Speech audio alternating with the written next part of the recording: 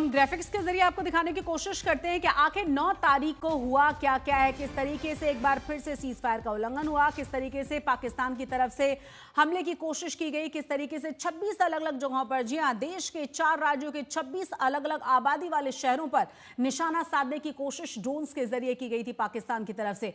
तस्वीरें देखिए, भारत और पाकिस्तान में अभी तक क्या क्या हुआ है वो हम आपको दिखा रहे हैं। 9 मई को क्या पूरे दिन देखा गया है वो जरा देखिए। सेना प्रमुखों के साथ रक्षा मंत्री की मुलाकात हुई है, बहुत ही महत्वपूर्ण ये मुलाकात मानी गई। एनएसए डोभाल इसमें मौजूद थे। आपको ये भी बता दें कि 26 ठिकानों पर पाकिस्तान की तरफ से कार्रवाई की गई, जिसका जवाब सेना की तरफ से दिया गया और तमाम जो ड्रोन थे उन्हें नेस्तनाबूद कर दिया गया। इतना ही नहीं, एनएसए डोभाल के साथ तमाम मीटिंग्स का दौर जो है वो जारी रहा। नागरिक विमानों को पाकिस्तान निशाना बना सकता है, इस तरह की भी एक खबर आई थी। भारत पाक तनाव दुनिया में खलबली मचा चुका है, लगातार सबकी नजरें इस पर टिकी हुई हैं।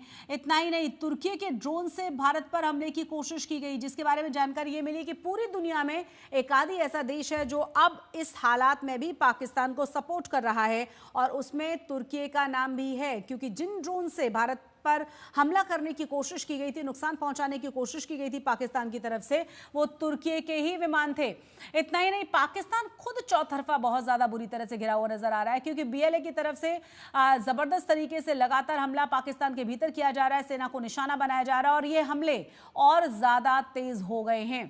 कुल मिलाकर अमेरिका, तुर्की ने चिंता इस पर जताई है। हालांकि मध्यस्थता की बात जो अमेरिका की तरफ से पहले की गई थी, उसकी तरफ से अब उसे खारिज कर दिया गया है।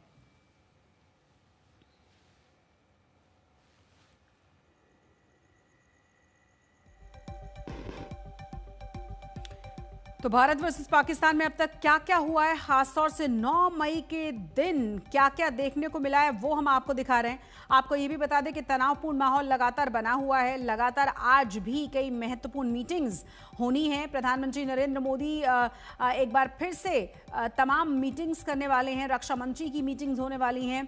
साथ ही साथ कहा यह भी जा रहा है कि जिस तरीके से तमाम मीटिंग्स का सिलसिला जारी है, स्ट्रेटजीज तैयार की जा रही हैं, उसके बाद कहा यह जा रहा है कि पहले से भारत पाकिस्तान के ऊपर हमला नहीं बोलेगा, लेकिन बाद में उसे छोड़ा भी नहीं जाएगा। पहलगाम नरसंहार के बाद जिस तरीके से 9 आतंकवादी ठिकानों को पाकिस्तान के भीतर घुसकर भारत की तरफ से पूरी तरह से नेस्तनाबूद किया गया था, ध्वस्त किया गया था, उसी दिन साफ हो गया था कि अपनी इमेज को बचाने के लिए, दुनिया में अपनी इमेज को बचाने के लिए, अपनी जनता के सामने अपनी इमेज को बचाए रखने के लिए ज़रूर पाकिस्तान की तरफ से कोई कायराना पूर्ण हरकत होगी। हालांकि भारत की तरफ से साफ कर दिया गया था कि हमने आतंकवादी कैंप्स को ध्वस्त किया है, क्योंकि उन्होंने नरसंहार भारत के भीतर किया था, खूनी खेल खेला था, जिसका बदला लेना जरूरी था।